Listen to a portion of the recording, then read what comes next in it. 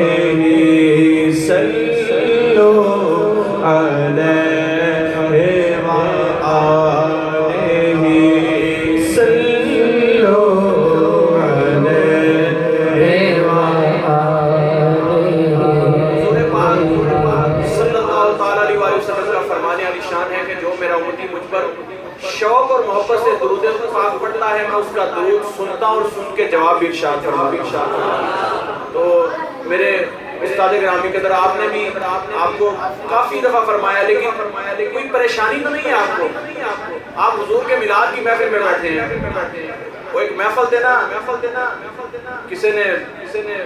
کیا کہ سبحان اللہ کو وہ ماشاءاللہ کا وہ کہتے ہیں مولوی جی توڑے نا کالا ٹھیکہ مکایا ہے جیسے ہی بار بار آتا ہے اس واسطے جنہیں آیا سرکار کے غلام ہو